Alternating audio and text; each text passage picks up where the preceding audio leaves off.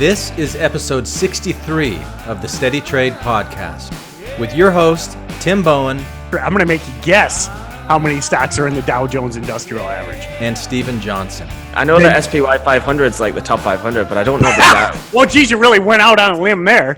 Today, Tim and Stephen review a fantastic presentation given by multi-millionaire trader Greg LX21, which is also part 13 of Tim Sykes' 14-part Trader Checklist video series. The finish line is right in sight, and this episode is a must listen. So let's get right to it. Welcome back to the SteadyTrade Podcast. We are continuing our series covering Trader Checklist, which, if you're kind of stumbling across this episode out of series, that's great. Welcome. But we are doing an entire series. I think we're on episode 12 today.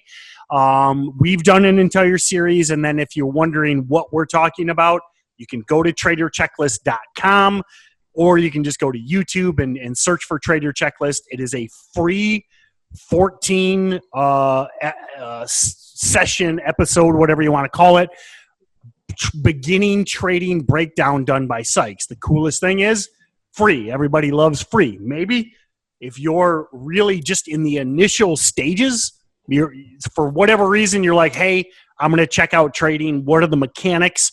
You can't beat free. You know, maybe you'll get into this stuff and maybe you'll not be interested. And this way, you're not out anything. But there's a ton of great knowledge. And maybe, there's a lot of great parts of Trader Checklist, but maybe my favorite is today's part. It is with Greg, and I always butcher Greg's name. I've probably known Greg for maybe 7-8 years now. I didn't meet him at the beginning of my penny stock journey, but probably a couple years in. Greg Ciabatta, I think is the right way to pronounce it, but I butcher it every time. I've actually introduced him at a couple of these events. I've introduced him at Traders for a Cause, and I butcher his name every time. But he's also known as LX21. You can check out his stats on Profitly. He is generally considered to be the most successful dollar profits-wise penny stock trader ever. I think he's got 10 million plus profits on Profitly, all verified. Now, you will see he hasn't posted in a few years. Best I can understand, and hopefully I'm not talking out of school, Greg has kind of gotten into the hedge fund type stuff, and once you get into that market, you've got some like information sharing regulations. So he doesn't post his trades anymore, but Greg is still kicking ass, and I get to see him at least once a year. We're recording this basically at the end of August. I'll see him in about a month at Traders for a Cause, which is a great event. Google Traders for a Cause. It's a charity event put on by traders. That's another seminar that's similar to the Trader Investor Summit that we have coming up in a few weeks. Yeah, and I mean, I haven't seen the Trader Checklist for a couple of years, and since we've gone back through it now, but I remember seeing Greg's LX21 speech and just being absolutely blown away by it. So it's a real privilege to have it on the Trader Checklist DVD. It's a real privilege to go back through it now. And all I can do is advocate that after this podcast, if you haven't watched the webinar or the live kind of talk that Greg gives, I would absolutely recommend that you give an hour to it. Yeah, and we'll show you the highlights right now. Yeah, we're just sampling the best parts, and in our opinion and the producer's opinion. But I mean, again, it's freaking free. If you're interested in trading, even like 0.5% interested in trading, and you don't watch a free 1-hour presentation by basically the baddest mofo in penny stock trading, then I mean, you need to do something else, because you're obviously you don't have enough passion or interest in this to spend an hour to watch Greg. And I know a lot of people can switch off and be like, oh, you're just marketing this or marketing that. But I would honestly say personally, this upcoming kind of speech that we're about to showcase, it's probably one of the best, if not the best, segments of content that I've seen in terms of a talk on penny stocks. So without further ado, let's roll into it. Let's show you the highlights, and I'm sure that the audience will see the value pretty quickly. As many of you know, I came to the conference last year. My expectations were blown away. The speakers and the presentations were great. I'm a big skeptic when it comes to trading seminars and education for sale. I really don't think too many of them are worth it. But this conference that Tim has put together is an exception. I've been looking forward to coming back all year. I was registered to attend, and I was recommending to other traders long before Tim invited me to speak. So I'm honored to be here and be speaking to you today. Yes, I mean, this really looks like it dates back just by the videography. I think it must be a few years ago. But, I mean, obviously, Greg is referencing one of Tim's earlier conferences. I was actually in Orlando in the 2017 conference. I'm hoping and expecting to be back in the 2018 conference. And just to give you some context, it's a pretty valuable. Just make sure, remember to keep calling Homeland Security back, okay? They've told me they're trying to clear some things up with you, so make sure you call them back so that they will actually let you in the country for the conference. I really didn't know. I didn't know where that was going there, but yeah, I see. You saw us in Hooters. You saw me in Hooters, obviously. Yes. No, I'm hoping I'll get back because I always worry. I mean, that's always a worry as well, and I don't want to digress because we've got so much good content to go through. But I do worry every time I go back to America that I'm like, please let the immigration man stamp me back in. But the conferences are a lot of fun. I mean, I remember last year you get a lot of kind of. I mean, the guys get overwhelmed. I know, like Roland and Dux and Gritani and you and Sykes, everyone often has a bit of a crowd around them, but you will definitely have time to ask them one-to-one questions. You will get your time to speak to them one-on-one for a couple of minutes or maybe a bit longer, and you'll definitely hear like a 1-2 hour presentation on stage. So they are very valuable to not just have the web-based communication, but actually have in-person, real-time education from people physically. And not just one person, but like 4, 5, 6 different millionaires. Yeah, I think, I go back to the original, back in the day, it was the penny stocking conference. I went back to the original one, and we talked about that with Mark Crook. Mark actually sat, was literally behind me before we even met each other. This is back 10 years ago. I think this year is the 10th year anniversary. But I've been to almost everyone. I think I've only missed one, which oddly enough, I remember that. This is the one.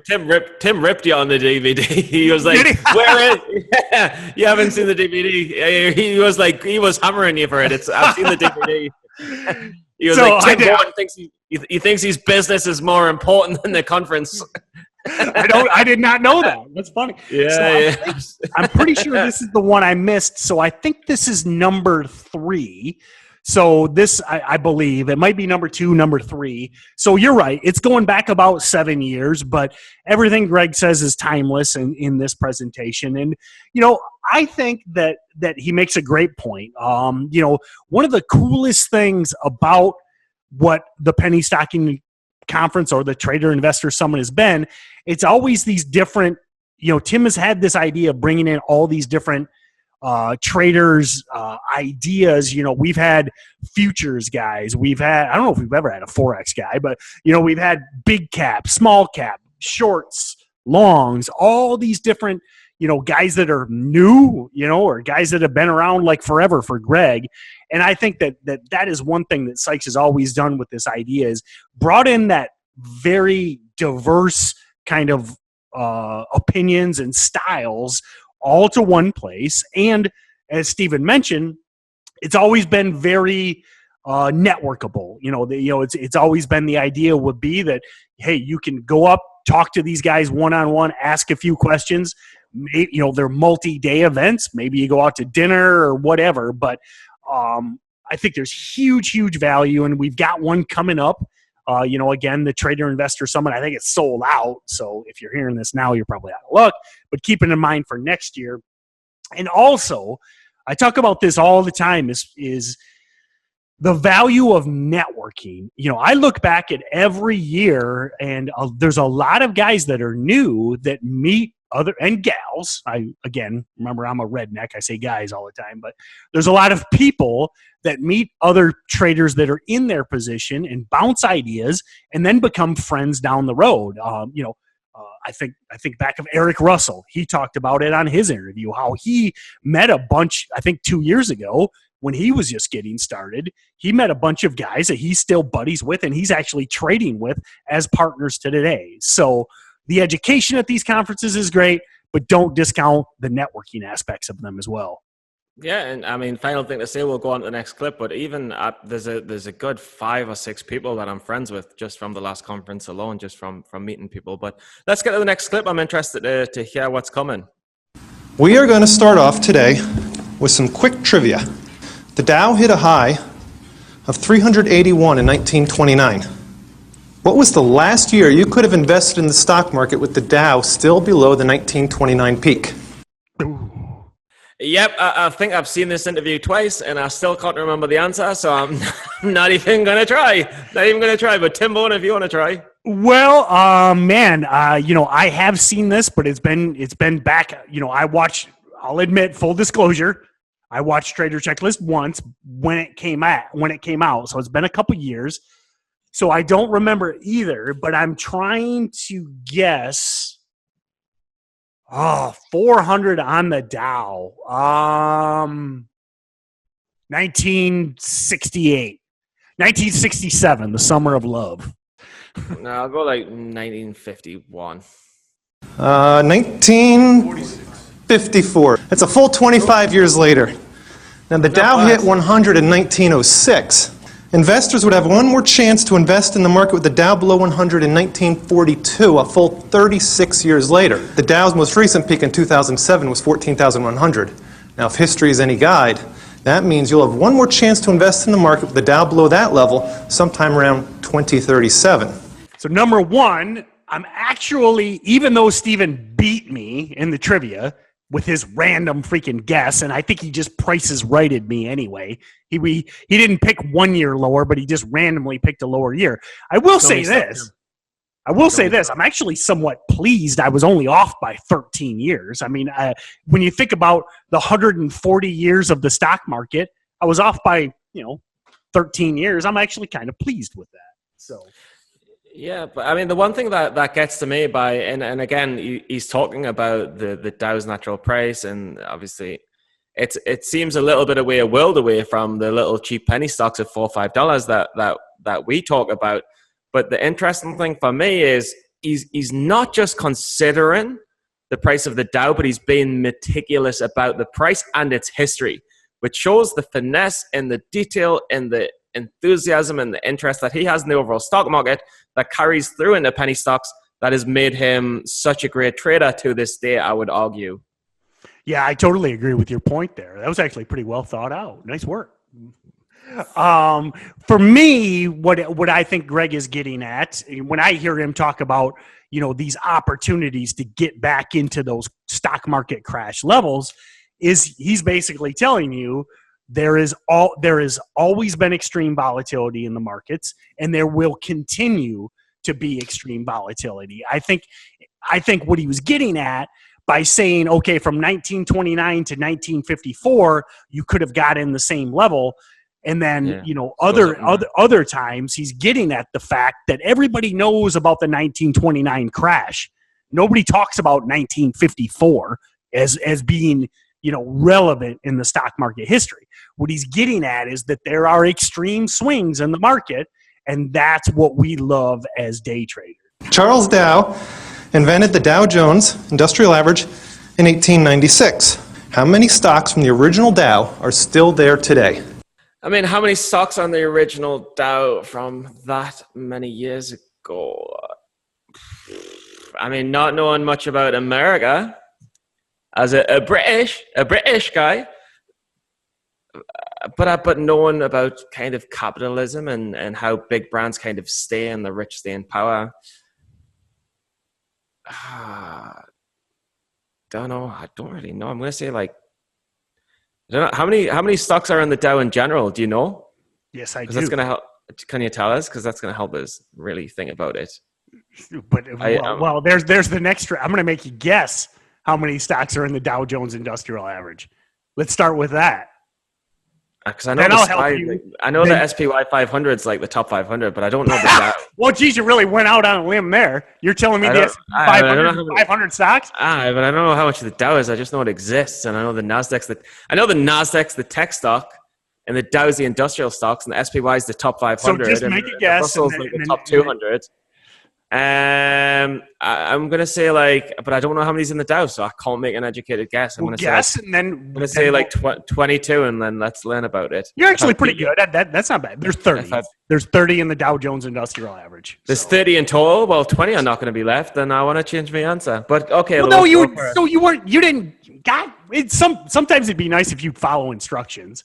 You were supposed to make 2 guesses as to how many are in the Dow, then how many are left. And you screwed it up. Okay, so I thought there was 20 in the Dow, and I'll say there's about 6 left. Okay, so little bit of trivia. One of the reasons, and I'll actually forgive Stephen for not knowing how many are in the Dow. In my opinion, a lot of people watch the Dow because it's a big number. You see Dow 20,000, 25. We're at 26,000 now. People see that big number, so it kind of captivates them. But I don't think it's the best index to watch simply because there are only 30 stocks. I much prefer the S&P 500 because it's 500 stocks. I mean, the reason we watch indexes as traders, as particularly as momentum traders, we want to see what the overall market is doing. And I don't really think the Dow is a good representation of that, considering it's only got 30 stocks. The S&P 500 is a better one to watch. Now, or the NASDAQ, the QQQ, I watch the QQQ and the SPY, but I'm going to say with my guess, so we've got from the original and roughly, I think, 1880, 1870, something like that. I'm going to say that I'm going to go with 1, and I'm going to kind of give myself a back door in that I think it's going to be like Standard Oil, which is now like Exxon. Now, I don't know if that'll count. I'll see if Greg has mercy on me, but I'm going to say 1 is my guess. Fascinating. Next clip. GE is the only stock remaining in the Dow from 1896. Whoa. So I know, obviously, and this is like hindsight trading, but I swear on the Bible, GE was my backup guess. I mean, obviously, General Electric going back to Thomas Edison, et cetera, but I didn't think GE was around until like the turn of the century. So that's my weak cop-out, but anyway. It's sad. I knew GE's history. I used to work for them. I should know better. I didn't know they were on the Dow, though. That was me fault. Well, I knew they were in the Dow like today, but I just thought, I guess I got to read my history. I just thought GE started in like 1905 or something, I guess. Yeah, no. Does anybody know what percent of new traders fail? Oh my God, Tim, it's 1-1. It's 1-1. And while I might have pipped it with a little bit of luck, this is actually the decider. And what percentage of new traders fail? Well, I mean, what percentage of traders fail? What percentage of new traders fail? I think it's arguably probably this might be the same thing that he's putting in context. I'm going to go with that he's going to say 95%. I think you might go 90. I think I might be putting myself in a dangerous position, but I'm going to say he's going to say 95. I do appreciate you being aggressive with your call. That's trying to be pretty precise. I'm being bold. But we are 1-1. I am extremely competitive. So I can't just roll over. I got a Prices Right yet, and I'm just going to go 94. It's a cheap shot. It's a cheap shot. I admit. It is a cheap shot. It's a low blow.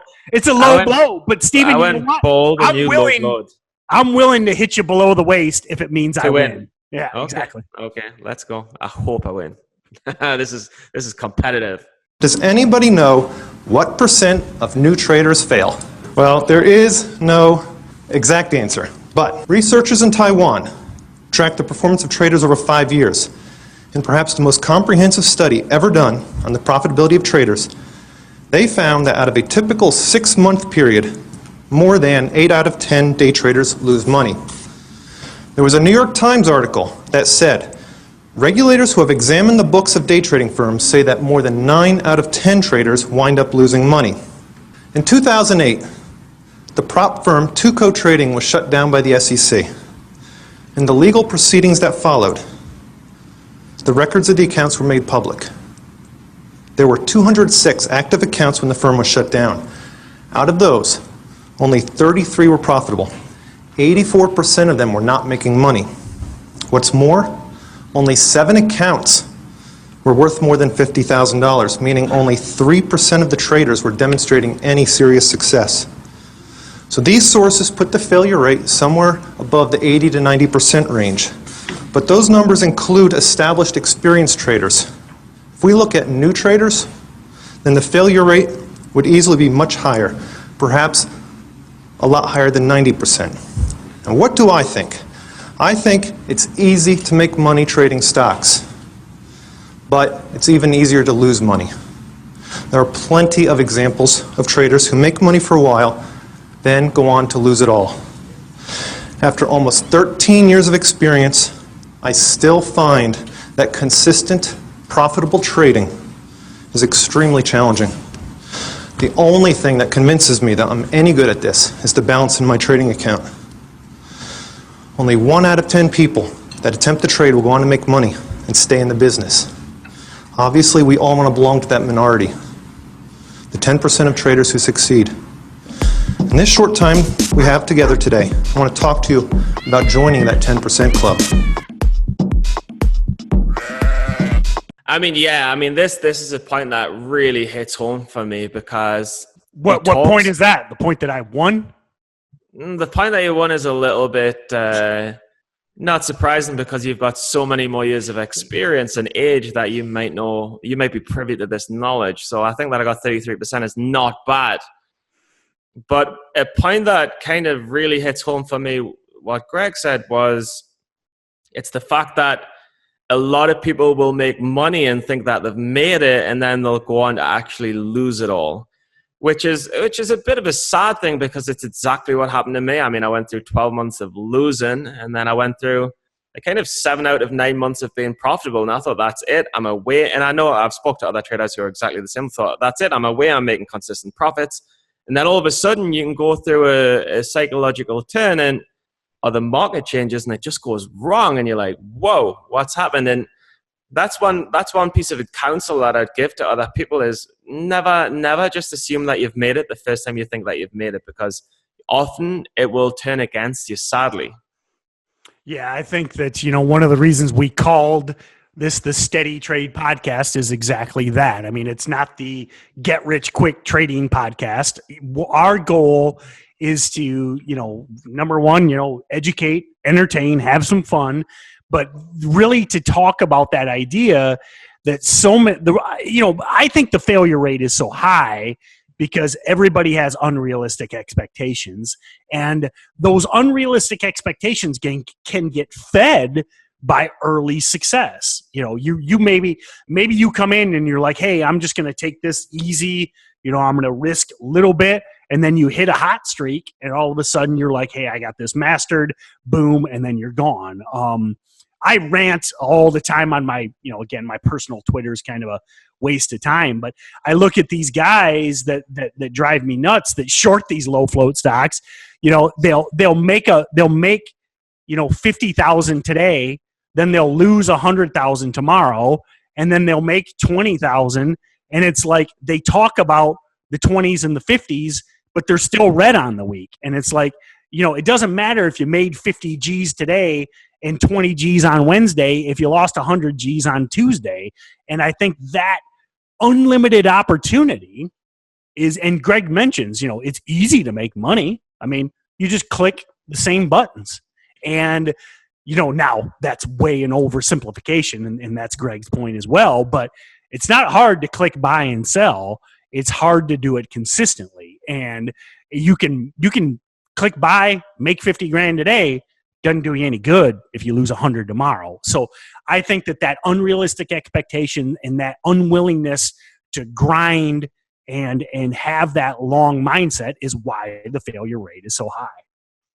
Yeah, and it's just such a you versus you thing. And I know it's the stock market is everyone versus everyone, but it's such a you versus you thing. Once you learn what to do, and once you learn a profitable strategy, it's somehow insanely difficult to stick to the profitable strategy, even though you know that if I follow this process, I should make money. If I do it over and over and over, still, you just don't do it because you get annoyed after a couple of days that your trade didn't come, and then you fall into a trap with yourself. It's mind blowing how the brain works, but some people come over it faster than others, and I'm sure that everyone will come over it with time. I mean, it's just learning. And that's why you want to be steady, is you have to get through this process. And if you blow up month one, think about it. You're crashing. You're Steven pedaling his bike off the cliff into the broken glass. You can't. You can't recover from that. So basically, we talk about this a lot, but have that long mindset, because if you blow up today, you can't be here next month, next year. Yeah, and just the final thing is like I'm not saying that you have to be an STT Pro for 5 years, or you have to be in the challenge for 5 years. You don't. Like, maybe you only need to be an STT Pro for 1 year, or maybe you only need to be in the challenge for 1 year. Learn the theory and then spend the rest of the time practicing your discipline, practicing your emotions, seeing the market, reapplying what you've learned. You don't have to do this shit for 3 years. You need to get the knowledge, which I think you can get in 1 year, and then you need to kind of maybe learn to apply it over year 2, year 3, year 4. Yeah, right? Yeah. I mean, yep. Oh, yeah. And timelines are going to vary for everyone, but you're right. I mean, once you get to a certain percentile of knowledge, then it's just you in the mirror after that. Yeah. So. Yeah. And you'll find who your demons are. You'll find who your demons are. And next clip. When I took a look at both of those charts, I had no idea where I would have traded them. At first glance, I think I might have entered too early. And trying to figure out where I would have exited was just a wild guess. And this made me realize something. I can't trade part-time. I can't just check in with the markets. I need to be immersed in the markets, to be in sync with everything going on. When I'm immersed in the market, I become fluent in its language. I'm able to interpret it. When I'm away, it becomes a foreign language, and it doesn't make much sense. What does this mean? Why is immersion important to me?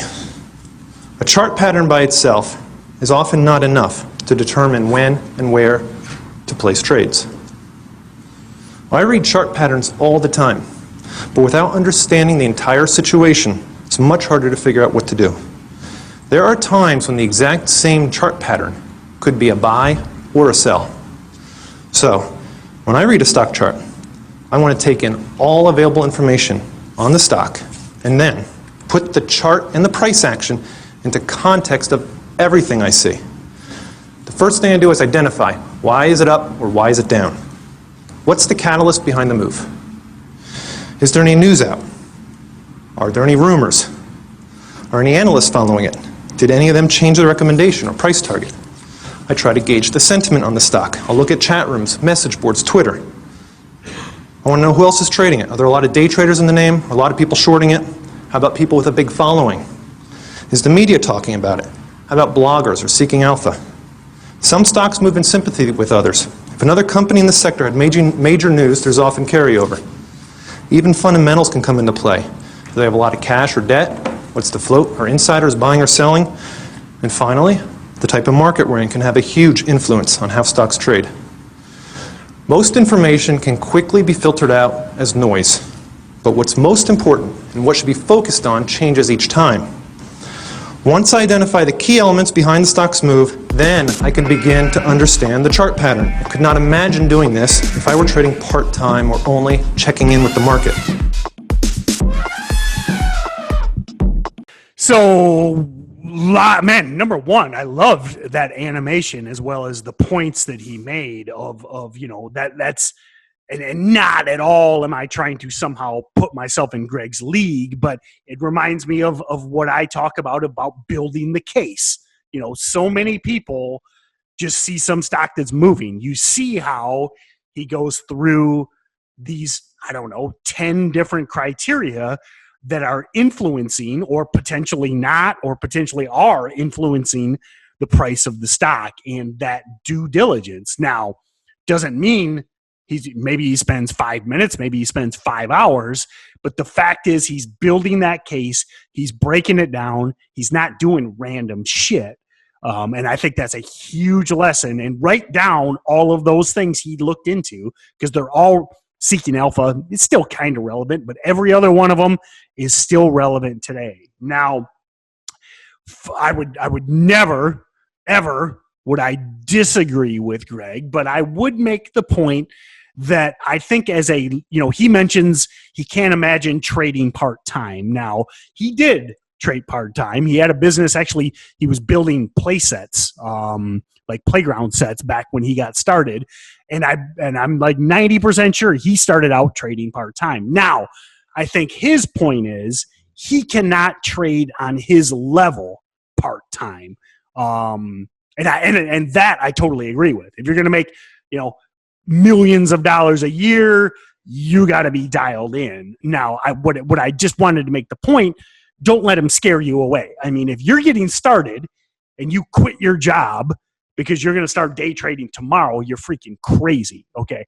You can learn, you can trade small, you can get a little better every day part-time. So 100% agree with Greg on all of this. I would just make that one delineation.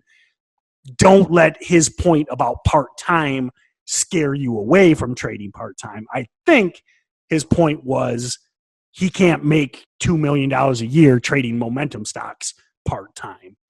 Yeah, and I totally agree. And all I can really do is pull this back to personal experience. Not that I've got any experience anywhere near Greg at all, like not at all. But what I can say is it goes back to the old adage of you get whatever you put in, you get back out of the market. And if you work really hard and you track lots of data and you spend a lot of time analyzing charts, that's probably why all your relationships fail, right?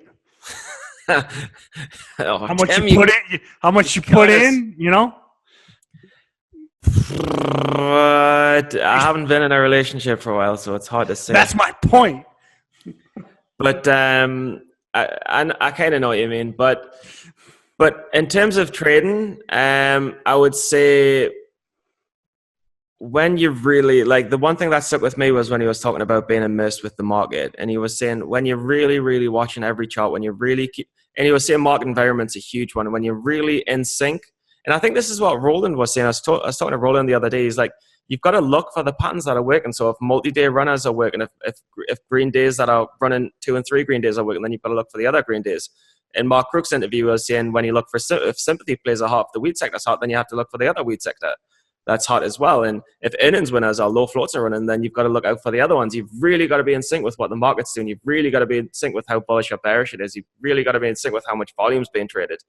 And the more you pay attention, the more you get out. And I can totally relate to that. And in that respect, and this is why people should focus on one pattern, because like fine, like some people like docs, they can just spend 15 hours and they can see everything and trade all of the different patterns. But if you are part-time, if you are not able to spend a lot of time with the market, then just trade one pattern, because at least you can spend enough time to master that single pattern and be proficient in it if you are part-time. Do you know what I mean? Yep. And I tell you, when I want to kind of expand on what I said, as well as you made some great points, and I'm glad I didn't forget.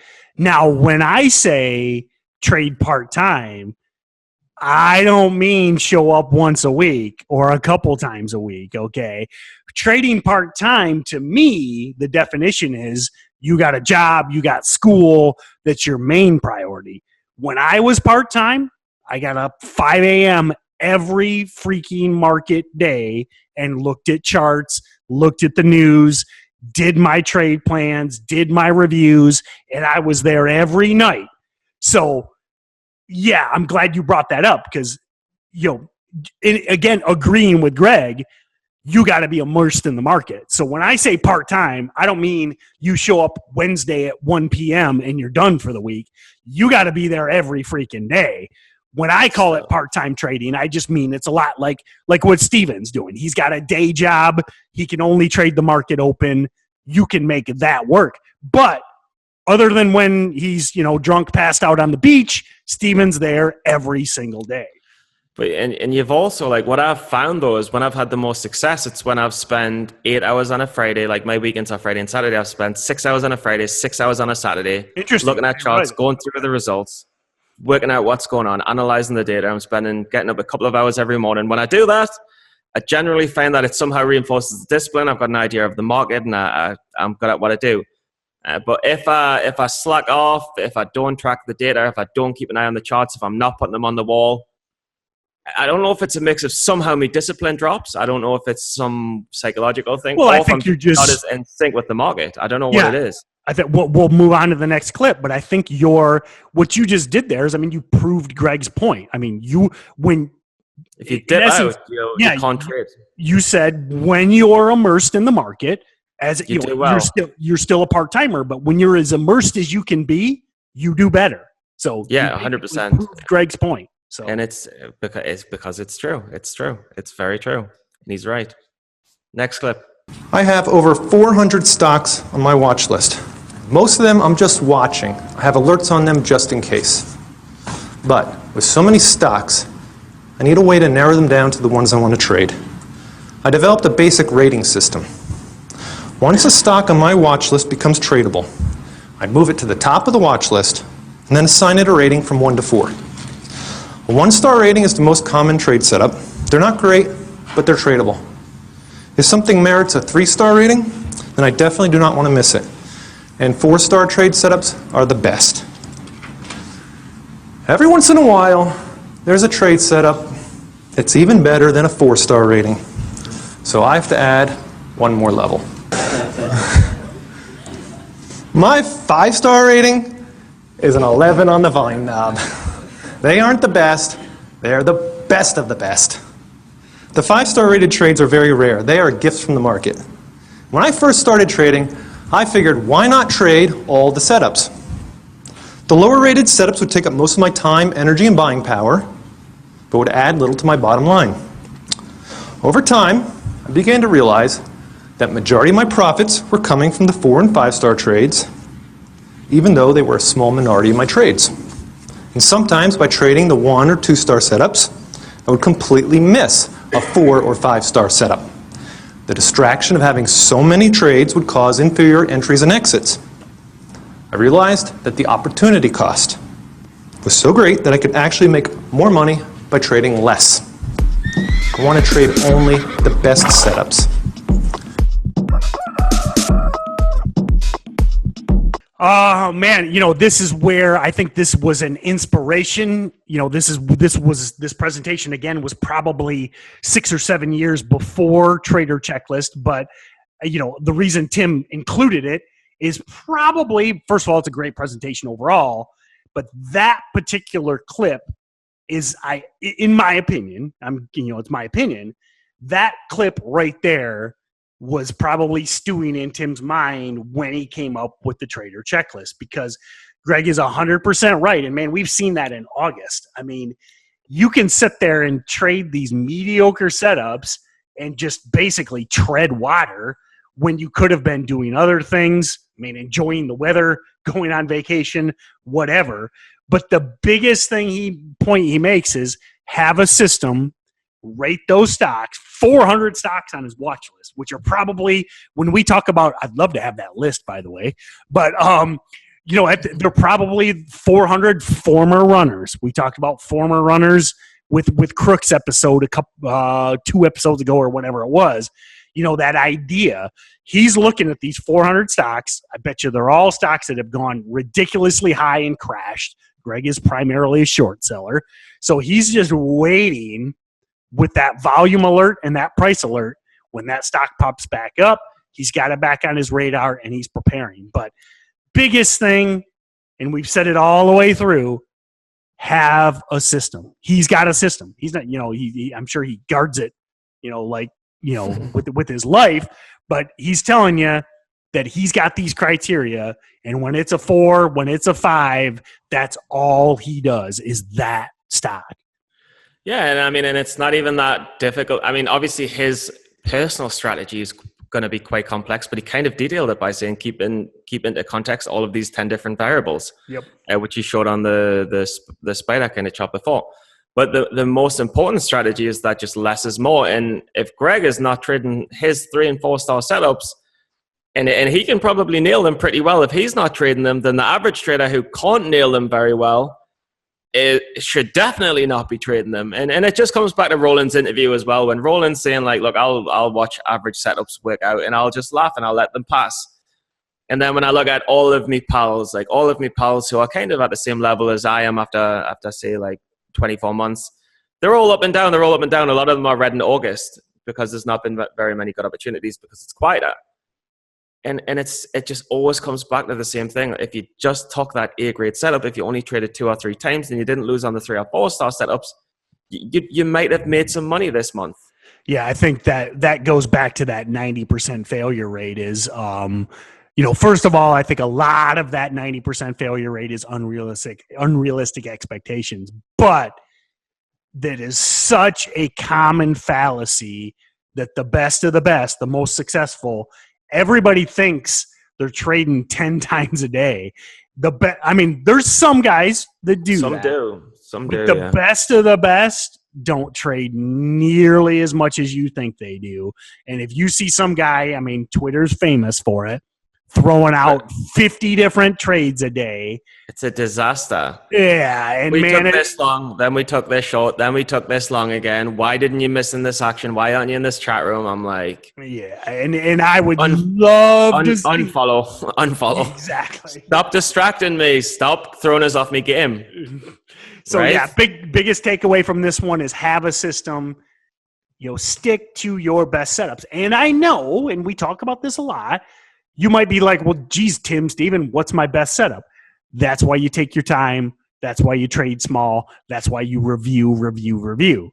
Comes Friday, you got to look at what you did and look at what worked and get rid of the stuff that didn't work. And that's how you build your process. And that's why I would just say, just take an educational course for a year. Sure. Take a course for a year, buy a couple of DVDs. Gratani's DVD was excellent as well. Figure out 1 or 2 patterns that just feel good for you or work for you, and then you can work onwards after that. So next clip. Few of us have access to a trading coach, so each one of us is our own coach. That means we are the ones who must master our emotions and our thinking. To become the best trader possible, you must become a master of your own mind. Mastering the self as a trader is never complete. It is a journey with many setbacks. But the rewards are plenty. I start with learning as much as I can. I study books on trading psychology. Next, I want to be an objective observer of myself. I observe myself when I trade, and I want to be brutally honest with what I see. The bottom line, the P&L, doesn't care about my ego. To find faults, I need to be humble enough to admit them. That's not always easy. Let's talk about the different elements of the self you want to be aware of and master. It's the biases I'm so concerned about when I describe the clear your mind technique. See, our brains are always trying to convince us we're right through many built-in biases. Here are some of the major ones. Blind spot bias. If you don't think you have this bias, then you do. It's the tendency to see biases in other people around you, but to be blind to the influence of the bias in yourself. Improving as a trader means actively looking for the influences of your biases, not denying them. This one is probably the biggest one for traders, confirmation bias. Confirmation bias is the tendency to look for and find evidence to support your already existing beliefs and to ignore or reinterpret anything that contradicts your beliefs. Confirmation bias is real easy to see in politics. Our party is always perfect. It does things for the right reasons. The opposing party is always incompetent. It has evil motives. And of course we believe these things because we look for and cherry pick the things that prove it. In trading, this is very dangerous. If you're long a stock, the tendency is to look for all the reasons why you're right, why it's such a great trade. The market doesn't care how good your arguments are, and neither should you. The only thing you should care about is making money. So you should be playing devil's advocate. Actively explore reasons why you're wrong. Where else does confirmation bias come into play? I see it all the time when people try to pick a bottom or a top on a stock. And I admit I do it too. I remember back in September when the stock for Netflix dropped by almost $100 in a week. Each day as it dropped, people were trying to pick the bottom. And each day, they readily found plenty of reasons why the bottom was in. But each time they bought it, it just kept going lower. Confirmation bias is also dangerous when using technical analysis. If you look at enough indicators, you can almost always find something that confirms what you're looking for. In fact, you can often just change the time frame on an indicator to convert a sell signal into a buy. Sunk cost bias, the tendency to believe in something because of the cost sunk into that belief. Once we start to lose money on a trade, we are very reluctant to take a loss and move on.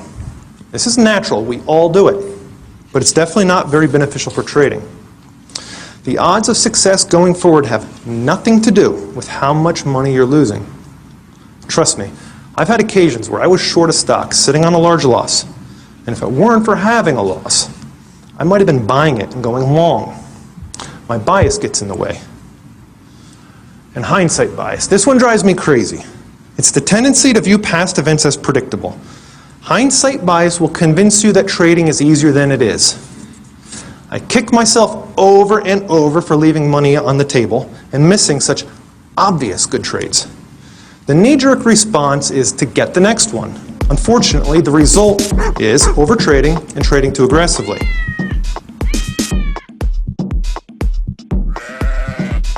Yeah, I mean, I think by now you can probably see why we've been such advocates of encouraging other people to watch this free presentation that comes on Trader Checklist. But there's two things that really stick out for me, and one of them is the hindsight bias, which was quite an interesting point where he said you'll kick yourself after missing that trade, and it'll give you a false representation of the market, thinking that it's easier than it is.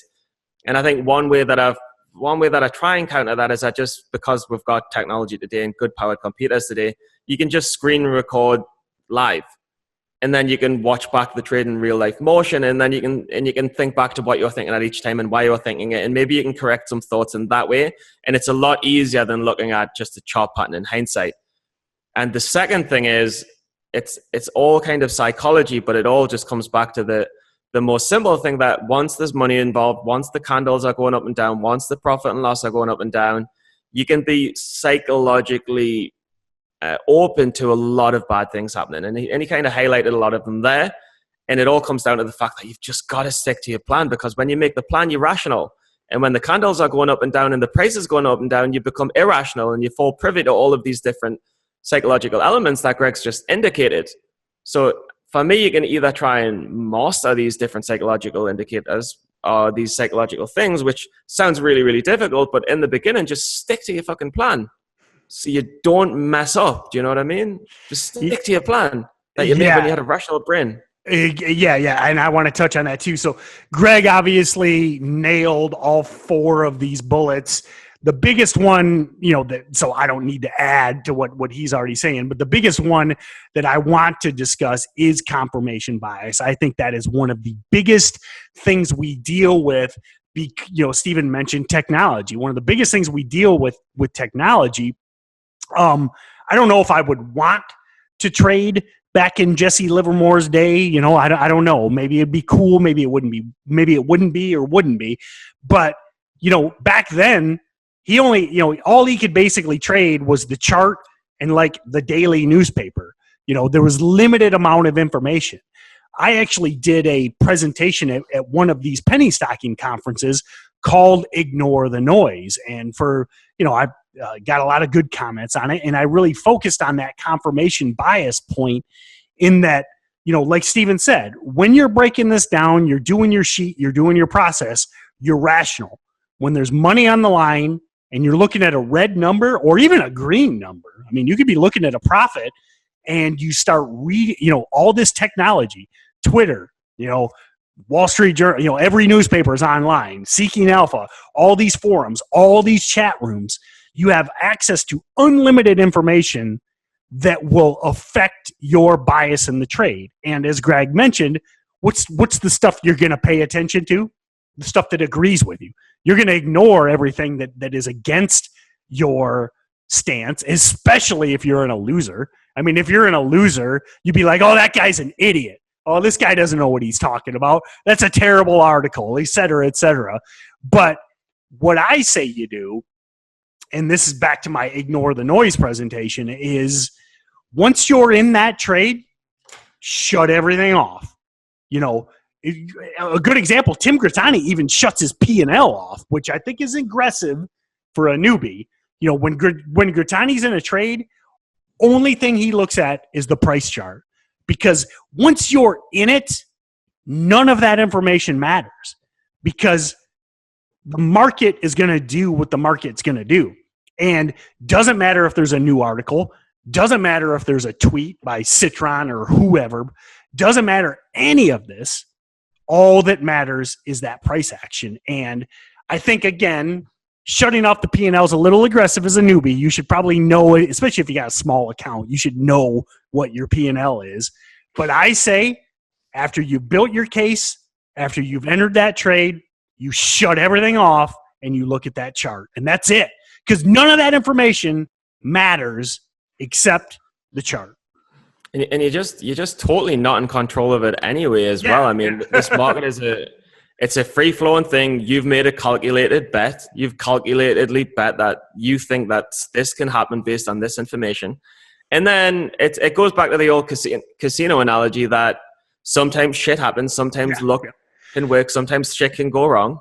Yeah. But I mean, some of these weed stocks, great example. Last night, every one of these weed stocks closed strong. They were all beautiful charts, all at 52-week highs. Last night, some guy goes on CNBC, calls them all overvalued. Citron comes out this morning, bashes a bunch of them. And you're like, what? This was the greatest setup ever, but you can't control the fact that these big-name guys are going on TV and bashing them. You know, you can't – there's nothing you can do about it. But I mean, that just goes again back to just having a plan. Like, you will make a calculated plan. And that's the other thing, like, you've got to stick to your plan as well. You can't just think like, oh, I'm a little bit profitable. Oh, I've made 2%, 3%. I'm going to take it. Well, you can't really do that. You've got to think, this is my goal. I'm going to hang in until I get this goal. And if it comes back on us, then it comes back on us. But the plan didn't work out. So either way, I think you've got to stick to your plan, because a lot of people just take gains too early because they're happy to see green. And then that just doesn't work out either. Yeah, and then the last one that I think is very pertinent, and again, he made good points, but the sunk cost bias. I mean, he mentions one of my favorite trade setups is, you know, that stock that quote unquote everybody is short because it's a no-brainer, and man, especially if it's a low float stock with, you know, all these things we talk about every episode pretty much, but when it's a low float stock, it's at 52-week highs. It has news. It has unusual volume. I don't care how much it's up. I mean, most of the time, especially day one, these are stocks you should look to go long. But once you're short, you can't see that. And he touches on that fact. Once you're in it, you're like, oh, it's up 200%. It's up 300%. It can't possibly go higher. They can always go higher.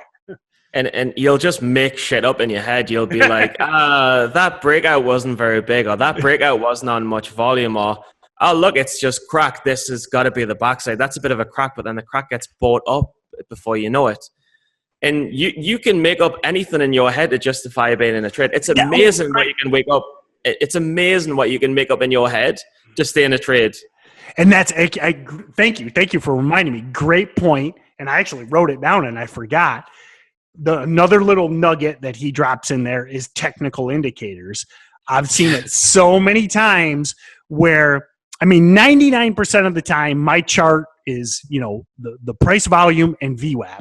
I've seen plenty of guys that after they get in a trade, they start adding Fibonacci's. They're like, oh, it's failing at this fib level. They're adding all this crap.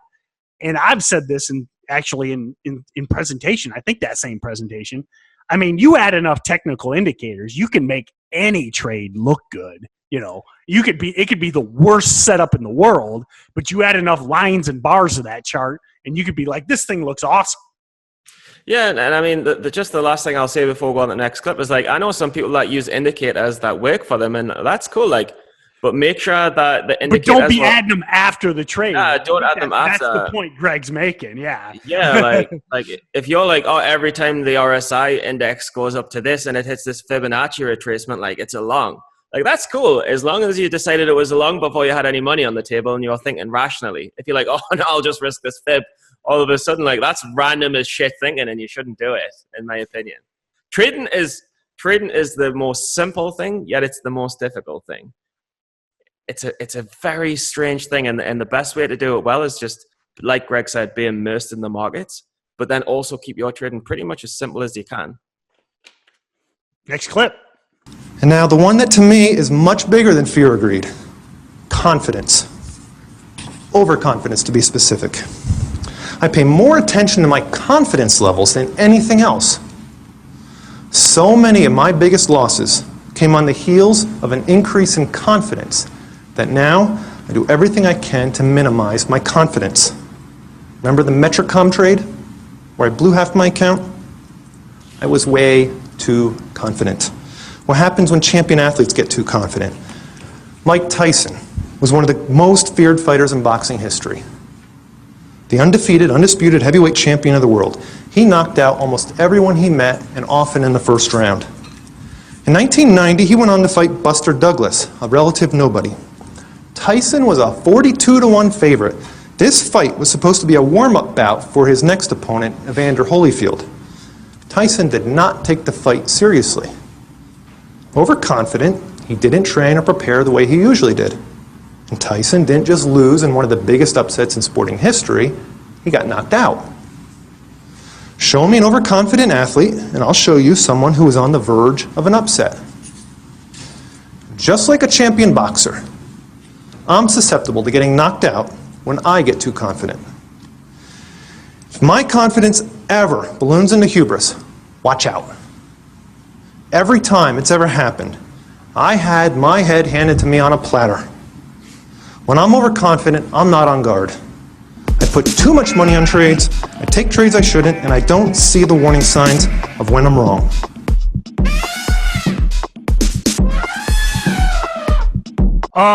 So a couple takeaways for me here. Number one, if even Greg can get overconfident, you need to definitely, look at yourself, introspection, think about this. The fact that even this guy that, at this point had been in, I think he said 13 years at this point, he's in it 20 years now. If even he can get overconfident, then you as a new trader probably do it every 5 minutes.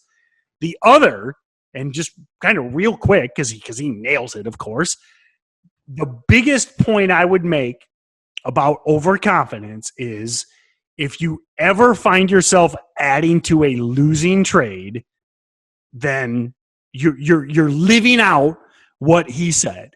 He mentioned that his biggest losses came when he was overconfident. I don't have, the stats in front of me, but I would bet you about anything in those trades he was adding to losers because he was determined that he was right. So, biggest takeaway, and write this down, anytime you're adding to a loser, you need to take pause and really, really think about whether this is the right decision or if you just think, you're badass Mike Tyson and you're going to knock out Buster Douglas in the first round. Yeah, and just a couple of things for me. I mean, I've gone through some kind of transformative learning experiences just rewatching this again. I've really learned on the spot here, which is quite moving for me. One thing that just randomly comes to mind is Conor McGregor versus Khabib on the UFC, and I think Conor McGregor's going through this right now where he thinks he's unbeatable, unstoppable. He's just had the Money Mayweather fight, was it? And yeah, I mean, this kid could get knocked out by Khabib because he's just on cloud nine. The other thing I'll say is you don't need to think that you're the best trader. You don't need to think that you're the best trader to be overconfident. But overconfidence from my experience, it can come in different ways. Like, for example, you can think, I don't need to do the same preparation that I used to do. I don't really need to check the SEC filings because my technical analysis is better, so I don't need to check as much. Or I missed a couple of days of kind of printing out charts, but it's okay because I've been doing well.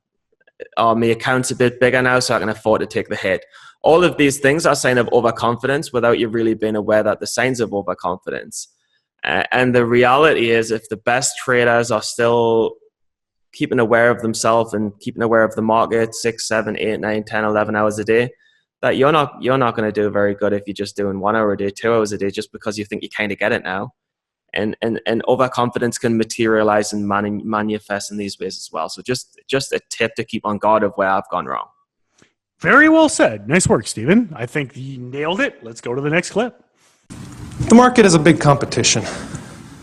We're all competing with each other for a finite amount of money. Often one person's profit is someone else's loss. In order to make it, you need to have a higher standard than the masses. Average does not cut it. Even above average will not be enough. Being profitable demands a high level of accountability. Almost all of us here are self-employed. We have no boss. There's no one to tell us what to do, no one to motivate us, no one to guide us. Without someone to keep us in line, we're on our own. So to find a way to rise up to the challenge, to put myself on a path of success, I like to think of it like this. A professional is someone who makes a living practicing his craft. An amateur is someone who does it for fun, as a hobby. If I want to be successful, if I want to consistently make money as a trader, then I have no choice but to think and act like a professional. This is the essence of my personal philosophy.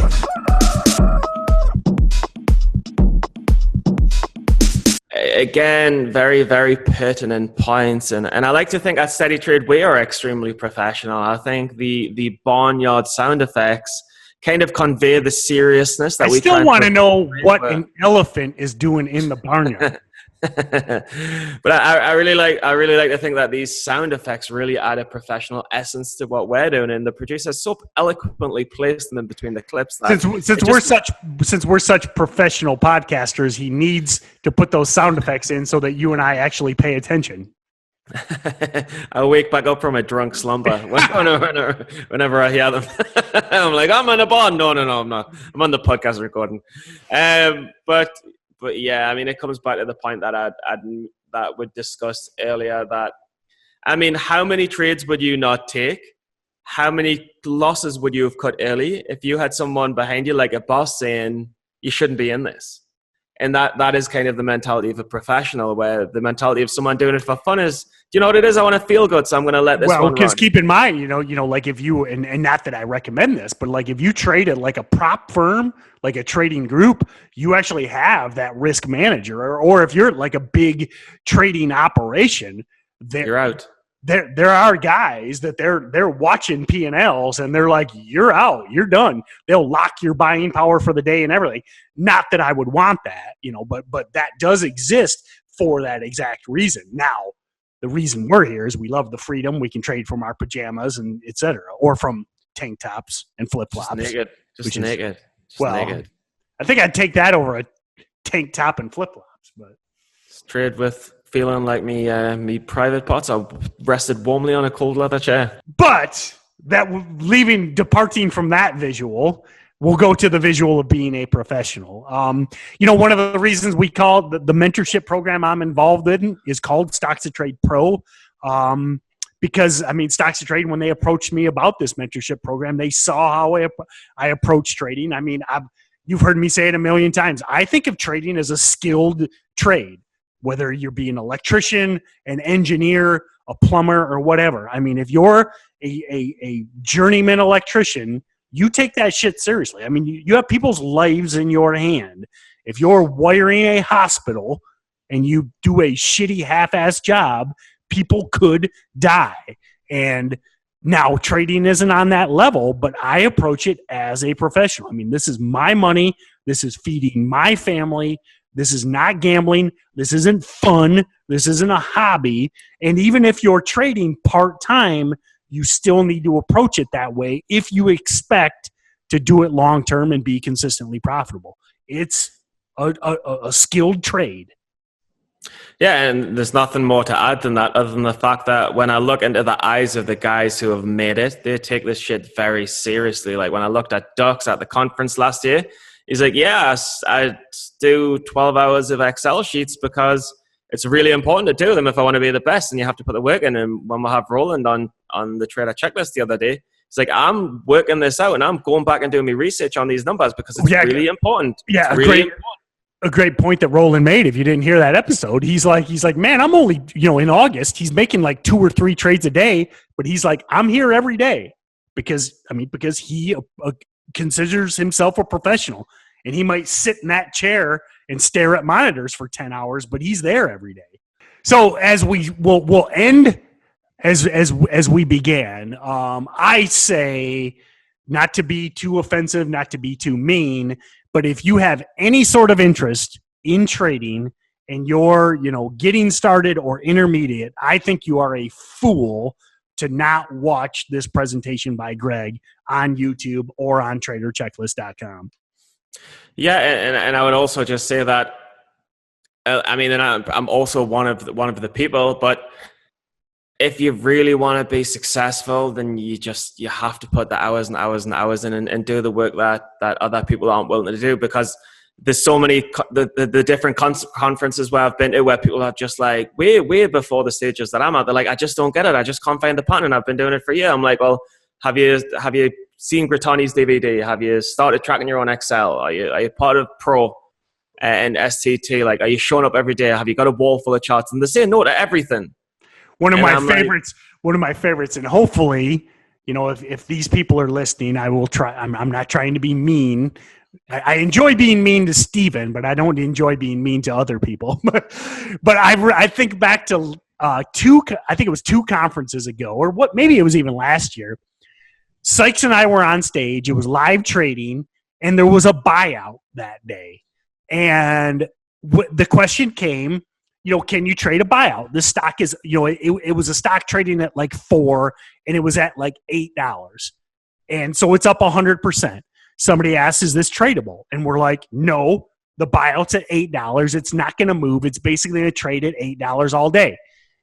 5 minutes later, someone's like, should we be trading this ticker? And Sykes and I, we're like, 5 minutes. You fly all the way to Orlando. You get a hotel room, you leave your family, and you're not paying attention enough to hear that what we just said about this ticker. And then no bullshit. You can call bullshit if you want. Like 10 minutes later, another guy asked about the same freaking ticker. And it's like, that is not taking shit seriously. If you're going to fly across the country to a trading conference and have somebody, forget me, somebody like Sykes, that is maybe one of the most successful low-price stock traders ever, and he says, don't trade this stock twice, and then 15 minutes later, you ask about it again? Yeah, because it's really easy to do the easy stuff. It's really easy to be like, to your wife, like, babe, I'm getting on a plane to Orlando, I'm going to go to the conference, and I'm going to come back a millionaire. It's very easy to say that, but it's very difficult to spend 9 hours studying in Excel, making your brain TikTok. It's much more difficult to do that. And again, like, I've been through the phases of doing stuff and studying, and I've got profitable through doing it. But even I slip, and I'm like, do you know what it is? Fuck this kind of thing. Like, I'm sick of working hard. But then just got to get back on the horse and ride that horse and make it trot and gallop, baby. You've got to make the horse trot and gallop. I see that there. Nice job, Steven, to close out this episode. You tied it into the sound effects. That horse we keep hearing is the horse you're trying to teach to gallop. So again, would like to thank you for listening to this episode. A great one, Greg. Maybe Greg is listening. Thanks, Greg. I've had many conversations with him. Hopefully, we'll have him on the podcast here soon. On that note, remember this episode will probably be airing, a week or 2 before the Trader and Investor Summit in Orlando, the end of September. We will be there as long as Steven clears immigration, clears Homeland Security, and gets into the country. He'll be there. We would love to speak with you. Would love to meet up with you, take your questions. Maybe even if things work out, if it's not too busy, we would love to maybe do a couple live episodes of the podcast. So look forward to seeing you in Orlando. And if you didn't make it this year, Sykes, I know Sykes has some kind of over-the-top marketing, but the last 3-4 years, that conference sells out usually in about a week. So if you can't make it this year, definitely check it out next year. And if you are there this year, Steven, the producer, Glenn, me, we would love to meet up with you. Hi, this is Aaron, a.k.a. Double A Ron from New York City. And I like to go outside and find a stray dog, preferably an aggressive breed like a pit bull or a Rottweiler. Then I get real close, stare it down eye to eye until it starts to chase me. Then I run. That's right, I run while listening to Steven and Tim on the SteadyTrade Podcast. You can register to win real actual prizes at their website, SteadyTrade.com. And if you really like what you hear, give the podcast a 5-star rating and write a glowing review on iTunes. I did. And this is how we say goodbye in New York City.